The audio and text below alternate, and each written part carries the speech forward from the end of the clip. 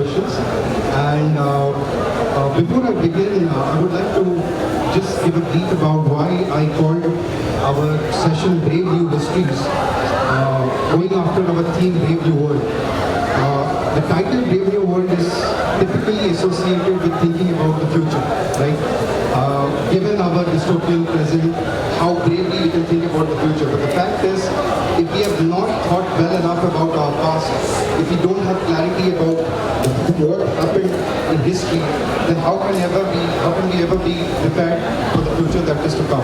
So on that note, we titled this session Brave New Histories, and I would just like to begin by confessing that I have spent a lot of time listening to Dr. Sampath's videos, reading articles and books by him, and I've long been meaning to engage in a debate with him, and I think it is to his credit that his books appeal not just to any narrow ideological spectrum, but because of the way they are written, they will leave an impact on any reader irrespective of their intellectual background. And I think that's a great achievement for any writer. So I'll begin by asking Dr. Sampath about the very reason why he got into studying history, number one, and how he has traversed a variety of topics. So, as we know, because we'll start with that, we want to know how an engineer turned into such a very well-known popular historian. So, please. Thank you. Thank you, Ravi, and thank you to Alliance. Hello. Yeah. Thank you to Alliance University for this wonderful festival that they've organized and for inviting me to it. It's a great pleasure and an honor to be here. Thank you.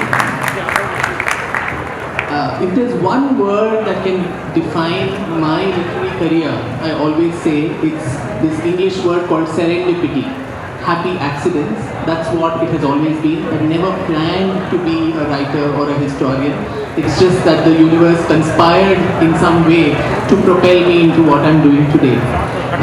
Before I proceed, how many of you in this audience, by a random unscientific show of hands, how many of you like history, Indian history?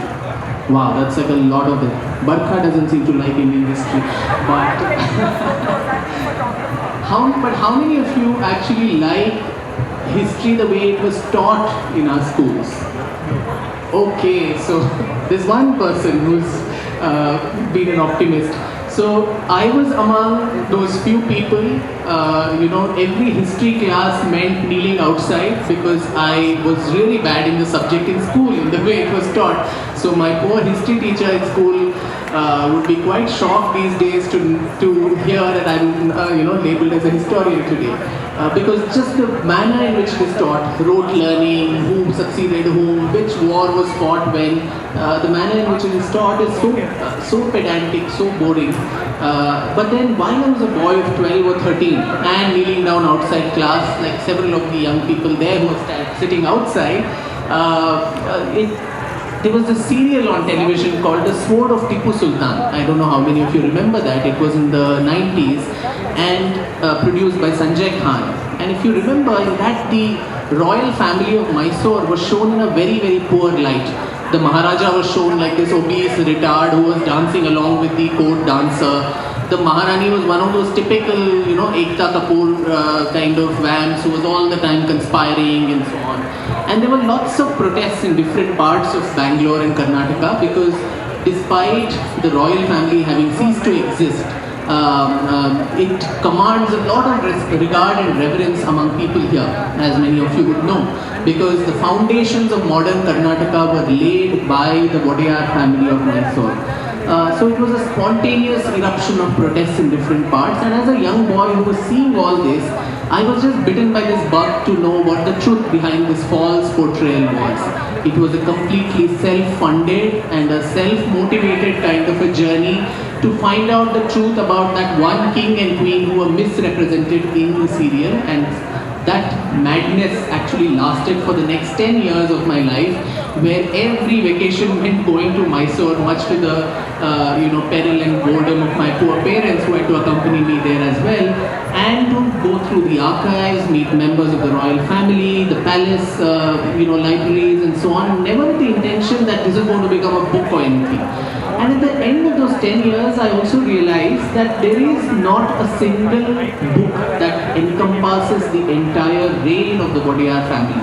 600 years. They were one of the longest reigning royal houses of India that ruled India for southern India and Karnataka for 600 years. But not a single book. That's again one of the banes of Indian historiography, where the history of India is so Delhi-centric. It's so centralized around northern India that large parts of South India, Northeast, all these don't even feature in our historiography. So after those 10 years, when I finally realized that there was so much material about this dynasty that needs to be put together, that's how my first book, Splendors of Royal Mysore, the untold story of the Wadiyars. It was untold because nobody had told that story before. That's how that book came up completely, as I said, serendipitously. And while researching on that book, in the palace library, I came across this fascinating character called Gauhar Jan. She was India's first recorded artist, first woman who recorded in the subcontinent in 1902. A fascinating character, page 3 diva of her times, flamboyant, hedonistic, feisty, but then someone who had a very bad fall thanks to all the men she reposed her love in. And she was literally reduced to the state of beggary, and that is where the Maharaja of Mysore had given her shelter. She died in Mysore in 1930. So I came across a box file containing her letters in the Mysore archives, which was literally the story of a diva in the last days of her life, pleading with the Maharaja, don't cut my income tax, increase my salary, and so on. And on a whim, I decided then that her story deserved to be told. And not knowing exactly how I would do that, because it was literally like looking for a needle in a haystack, because she was a tawaya, a courtesan, so no legal heirs, no children, no students. So from the place of her death, it was literally like chasing her through the length and breadth of India. Azamgarh, where she was born, to Banaras, where she was actually born an Anglo-Indian. I mean, an Armenian Christian who was baptized in the Holy Trinity Church in Allahabad. Later, her mother and she convert to Islam and become Badi Malka Jan and Gauhar Jan. And then, a courtesan in the court of Nawab Wajid Ali Shah in Calcutta, and becomes a superstar who was India's first recorded artist. So Calcutta, Darbhanga, Rampur, Chennai, Mumbai, even Berlin and London, that was where I had to piece together fragments of her life. So each of my books, Ravi, to your question, have been, serendipity playing out again and again, never with this intention that you plan and do out something. Those books that I've planned have seldom worked out, and these are the only ones which somehow seem to work a lot better. That is fascinating to hear. I would like to, as you said, a lot of your work is really responding to misrepresentations of Indian history that has bothered you, and you've followed that through. And have really restored some of these figures, right? Beginning, as you said, from the kingdom of Mysore and up until now to Savarkar. So, could you tell us what this process is like? Because I think that is what we can say is a kind of an intellectual bravery, where you have to respond to what is shown, what is depicted, and what is kind of the consensus, especially for a figure like Savarkar largely. So, can you tell us what it has taken to then build an alternative portrait, which sends a different story to the world? So, yeah. I wouldn't so much say it's an alternative portrait, because history itself, as a very famous historian said, every work of history is an interim report. There is nothing that is the absolute truth when it comes to history, so there's nothing alternative. There are just versions and many more versions, and that is how I think history works. So, in the case of Savarkar too, here was a man who died in 1966. But even to this day, intrudes contemporary political discourse like very few leaders of the past do. I mean, election manifestos are fought in Savarkar's name. In election rallies, he is invoked. Mr. Rahul Gandhi would make some claim about him. for which he lands up with a defamation suit, and the Prime Minister then goes to Port Blair and to the cellular jail, pays his obeisance. The Rajasthan, the Chhattisgarh government are spending valuable time deciding whether his name should be prefixed with a Veer or not. He's called a coward, he's called a British stooge, an assassin, accomplice in the assassination of Mahatma Gandhi. So many such names. But whatever be it, if a young person today wants to know what this hullabaloo is all about, wants to read about this man, the last biography of his, a comprehensive biography in English at least, was written in the 1960s by Dhananjay Keer. After that, every year you have some or the other biography, and rightly so, of say Gandhi or Nehru, all of them, Subhash Bose and so on. But Savarkar somehow escaped this re-evaluation academically and in popular history as well. And so that is when I realized that there's this famous Toni Morrison quote that if there is a book that you want to read and it hasn't been written yet, you must be the first one to write it. And so that was what led me to this journey into Savarkar's life, which took almost 5 years, rummaging, and this whole journey, the intellectual, the joys of discovery that comes with it, that is what drives at least me into historical research, because there is no fixed path that this is how the research journey would go on. One lead leads to another one, and so on and so forth, and that is how the story is reconstructed. And so was the case with Savarkar. A lot of archival material in different parts of India and even outside India, in London, in Paris, in Berlin, and a lot of Marathi literature, considering that he wrote so profusely. He was a very sensitive poet, a playwright, an amateur historian, a journalist, multifaceted personality who wrote also profusely.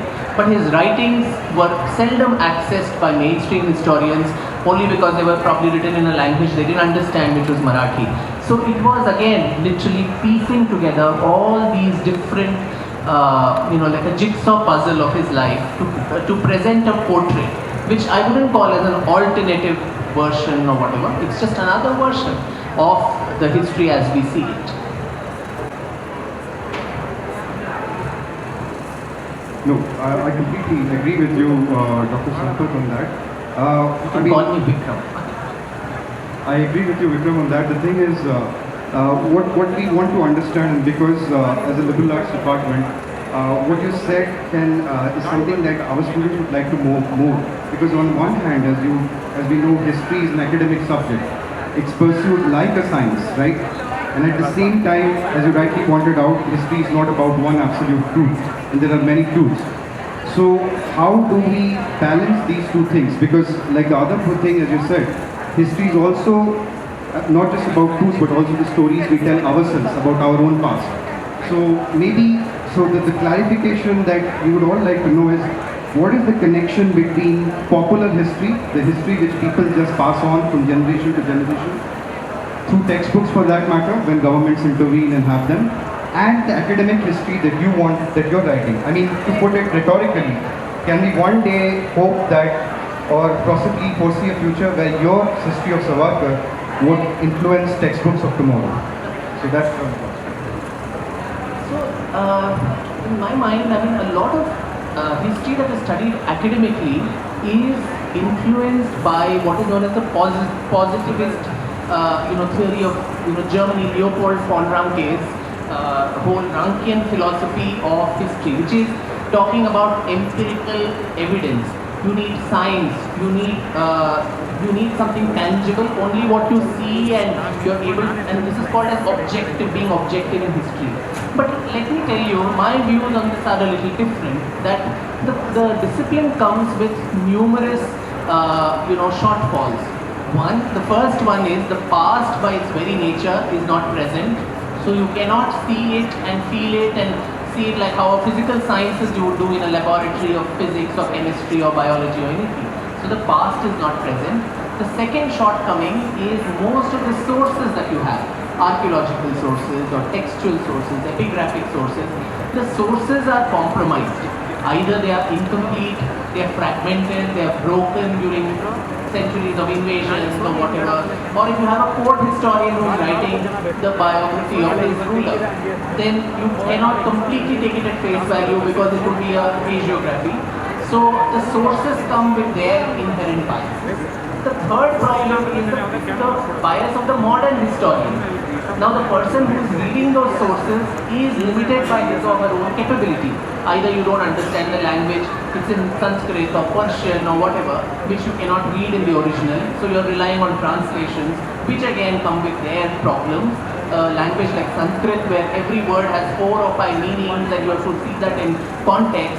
So the biases of the modern historian, their ideological biases, their political beliefs, all that go into, so the very first thing, the past not being present, the sources being fragmented, the bias of the person who's accessing the sources.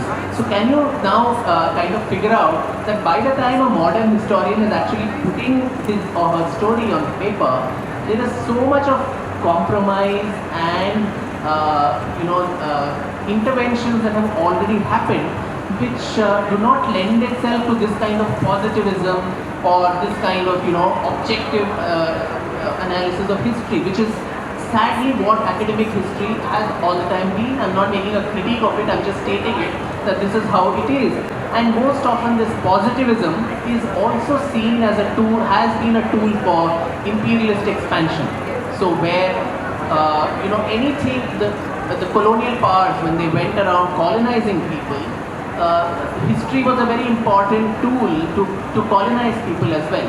So it was more or less telling the natives, quote unquote, that your histories don't matter, your oral histories don't matter, because they don't meet the yardsticks that we have set of what modern, objective, positivist history is. So in the process, a lot of the way Indians maintain their history is lost, because most of them do not fall in by the yardsticks of what the Western mind looks at history as. So the poetry, a lot of Indian history, the Puranas and the epics, the Ramayana, the Mahabharata and the Puranas are called itihasas collectively. Itihasa itself, translating it to it thus happened. But then there are stories, embedded in that is the historical truth.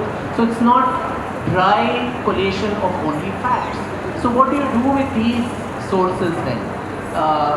The Indian version of what history and historiography needs to be, it's I think beautifully summarized in this couplet, shlok in Sanskrit, which says dharmartha kama mokshana upadesha samanvitam kathayuktam purakritam itihasam ta chakshmati. What does that mean? That purakritam, or narratives of the past, that are told to you in a kathayuktam, in a story form, which will guide you in the in the pursuit of the 4 limbs of humanity, dharma, artha, kama and moksha.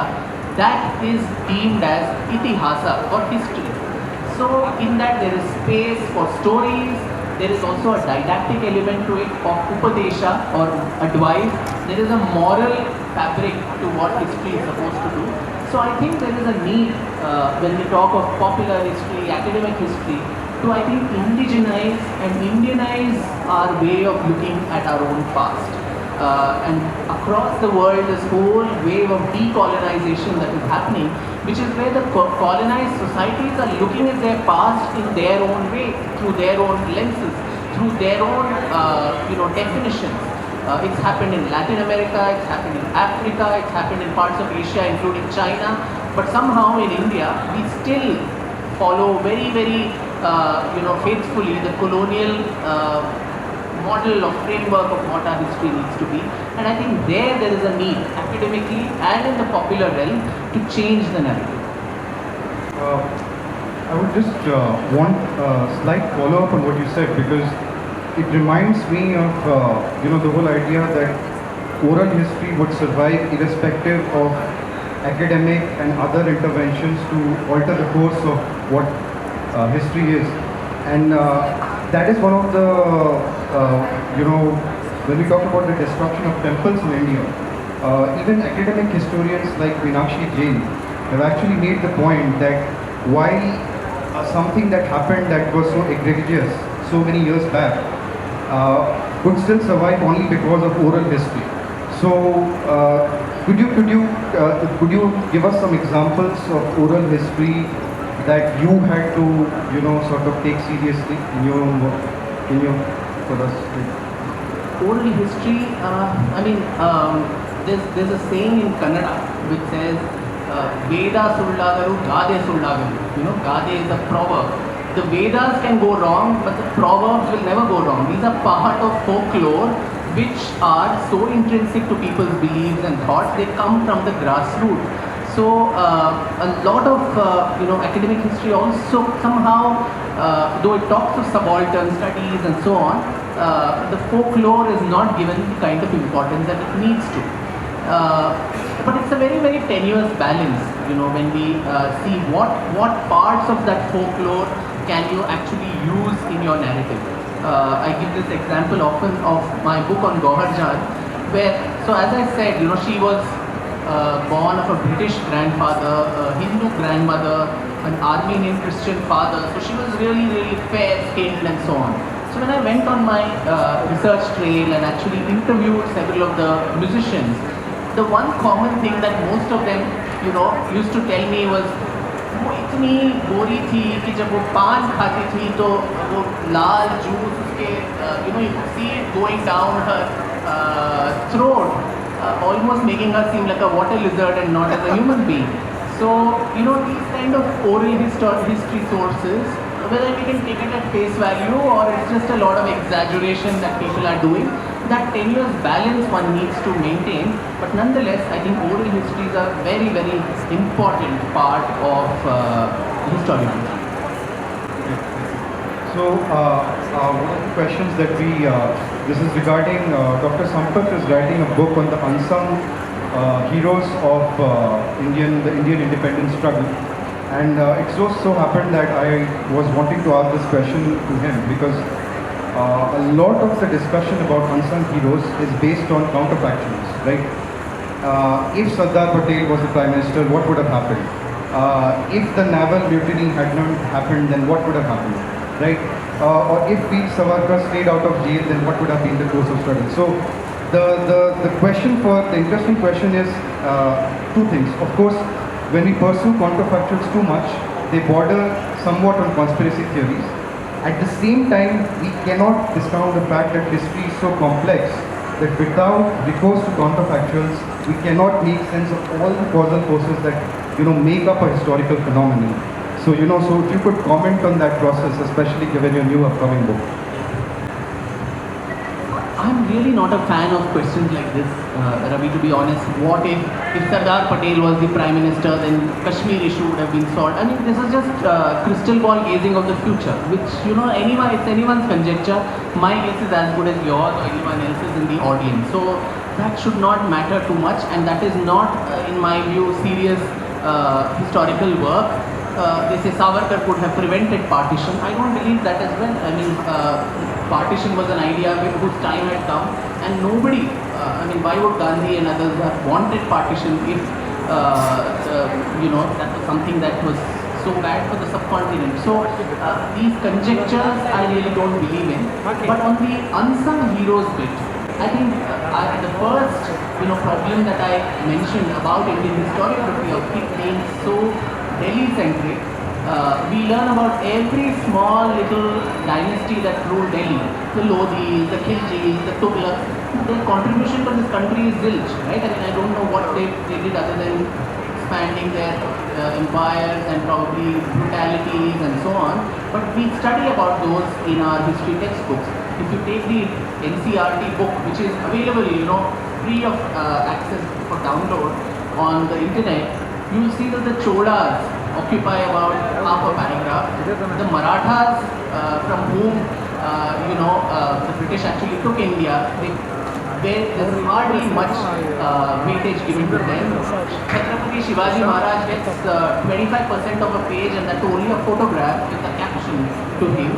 The Shatavahanas, the Rashtrakutas, the Chalukyas, the Kadambas, all the Travancore rulers, the Wadiyars of Mysore, all these rulers of the northeast, the Ahoms, the Tripura rulers, the Nagaland rulers, the Manipur Meitei rulers, all these people don't get,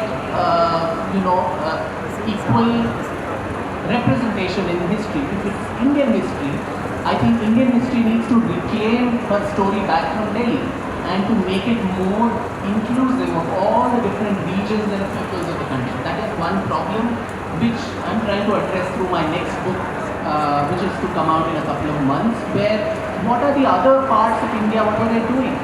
The other thing that we study is in our textbooks or in our general, when we study about Indian history, it's like a long litany, a laundry list of battles that we lost, right? Right from Alexander the Great, he's great, but Porus is not. So I think a lot of these terminologies also color our perception of what we think of the rulers of the past. So from there to the Arab invasion of Sindh, to the Turkic, to the Mongol, to the Persian invasions, and then of course the Portuguese, the French, the Dutch, the East India Company.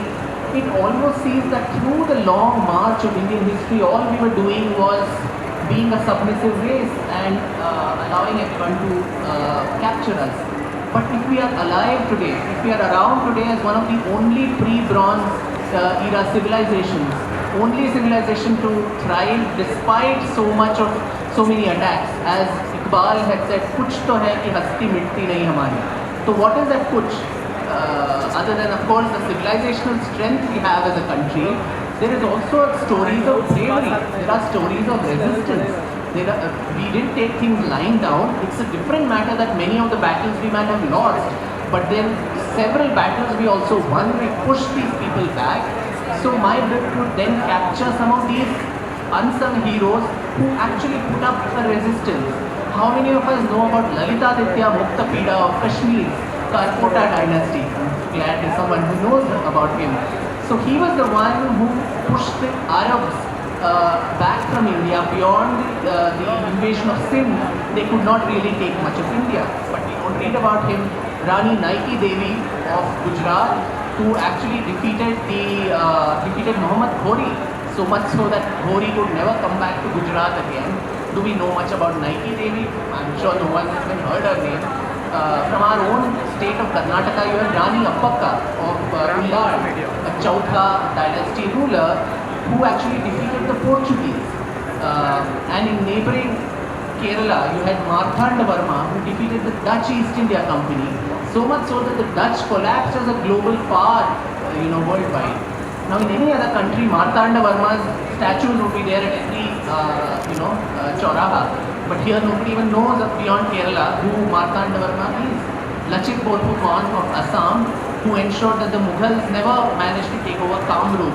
So who are these heroes? Who are these stories? And if you're talking about that, is it alternative or is that the mainstream that has been pushed to the margins? And now the time has come that these voices long suppressed, as that speech went, soul of a nation long suppressed finds utterance. So I think that is exactly what is being attempted by several people and my next book as well. So, Dr. Sampath, we have lots of questions waiting for you. So now the floor is open for that.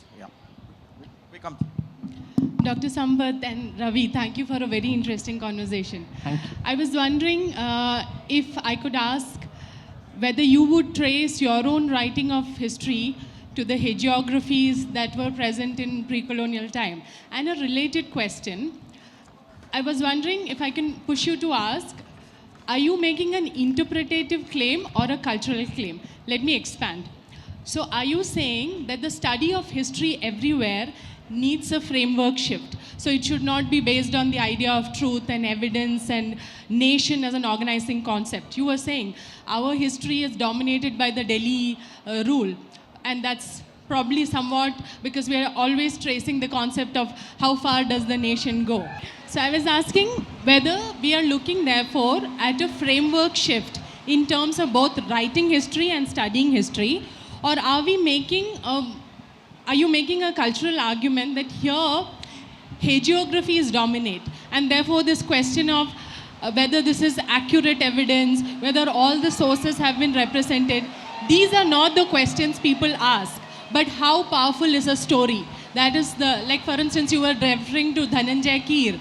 Most of Keer's stories are also like, stories of people rather than tracing to particular archive or this, that, and the other. So, to repeat, are you tracing your own writing to hagiographies, and is that the way to go for us, or are we rethinking the entire framework of history itself? Thank you. Thank you. That's an excellent question. I hope I'm audible with all the rain here. No, I wouldn't say, I mean, I've time and again said Dhananjay Keers is a hagiography. I mean, completely, while it puts all the larger rubric of Savarkar's life in one place, a lot of it is hearsay, a lot of it is, exaggeration of events. So when I say there's an alternative framework of history, that doesn't actually mean that you don't look for evidence. But evidence should not become the only and only means. And what is that evidence? How do you define evidence? Is it only things that you can tangibly see or whatever? Or as we discussed, our oral history is part of that evidence. Is that given the importance that it needs to? I think it's a combination of both. It needs to be a very tenuous balance and not so skewed only towards the positivist kind of a framework that we currently have. And I'm not even talking of the cultural aspect here. It is largely, as I said, when we talk of the Indian nation, I think every part of the nation needs to have a representation. It's a sum of all the parts. It cannot be restricted to one particular zone or one particular group. And we need to reclaim, I think, that narrative back from the larger story of India as a whole. So that also begs the question, what is mainstream India, right? I mean, just as even in popular media, anybody to the south of the Vindhyas is a Madrasi, right? And is shown in a particular way, right? From that Padosan film where, you're dark skinned, you have a vibhuti on your this thing, and you talk Hindi in a bad way. Even when I talk Hindi, and I fairly good at the language, they say, despite being a South Indian, how can you speak such good Hindi? Which is a misnomer. I mean, we are the only people who can probably talk multiple languages in southern part of India. So I think this begs also that question, saying what is mainstream? Anybody who looks different in a different way in popular media, and likewise even in the history of India, these groups of people, they don't find a voice, they don't find a representation. And I think that inclusivity is all that I'm talking of, not talking of it from a cultural regeneration perspective at all. So do you think when any narrative is pushed forward, cancel culture takes over it by any chance? If any narrative is pushed forward, does cancel culture take over? Oh yes. You have a live example sitting right in front of you. So the problem is, particularly history. Please sit down. Oh, you have another question. Please ask your another. So do you think will this narrative ever go forward if the cancel culture is always overboarding it? So yes. So the way people are, there's a turf around what history of India is, that anybody who tries to go beyond that has to face this all the time. My dear friend Shiny Anthony is here. Both of us, she was the passive victim and I was the active victim when both of us were curating the Bangalore Literature Festival. And only because I'd written things about Tipu Sultan and so on, the same cancel culture where our festival was actually boycotted by so many people, leading to the fact that I had to step down from my own festival. And I'm facing that series of attacks even now, as many of you know, from people who think they own this discipline. And it's very, very odd that these are also the people who are talking about, voices from, they're talking of privilege, they're talking of elite clubs, they're talking of Brahminism and so on as kind of gatekeepers, but they're doing exactly that. Every time an Ekalavya has to go and show his thumb and get it cut to actually get entry into that elite club of... Wow, that was a boom. What was that? I have no idea. So Drona has to all the time, Ekalavya has to all the time give his thumb away to get into the elite club of Guru Drona and his Pandav disciples, which is exactly how I think history and historical writing in India turns out to become, where there are gatekeepers who will not allow you to come in. So to your first question, yes, that's very much an active part. The second part of it is, will it go forward beyond this?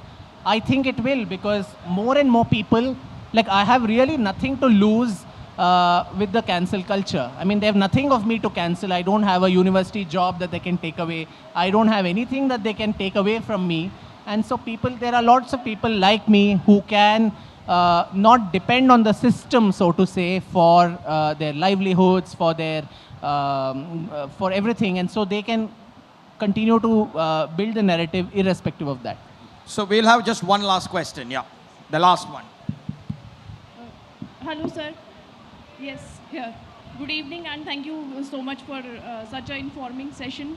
And my question is from your session only, that you said oral history and written history both are equally like the important part of history when you go, behind any kind of search in the history. So according to you, what do you think that in today's academic curriculum in our schools and in our colleges, is it important to include that oral part also? Because till now, I as a school student, as a college student, I have taken information about our history only from the NCRTs written by Bipin Chandra and the all those old writers. When the new perspective, like young people like you are writing about history, these kind of perspectives are not included on these books. So what are your views on that? So, I mean, even an oral history has to be included in a written form for you to access it if you are a student, unless you're a researcher yourself who's going and actually recording people or talking to people. So I think it leads to the first question that ma'am asked about how can we have a parallel framework, an alternative framework to how we look at our past itself. And there has to be a fundamental change, and that can come at the governmental level. It can come because the government is a very scalable institution. All our books, NCRT books, are the ones which reach out to the maximum cross-section of people, right? So in that, there has to be a fundamental change where you're giving weightage to all these aspects. And like I quoted that couplet about what history and its role needs to be, it also needs to have these stories. You cannot discount those. The poetry, the kavya manner in which our history was told to us, that needs to be seen with a more serious viewpoint rather than a dismissive colonial mindset that this is not worthy of investigation. Thank you, Dr. Sampath. Dr. Ravi, a big round of applause for the gentleman on the stage. Thank you, sir. Can I now have Pratima ma'am present a memento to Dr. Vikram Sampath?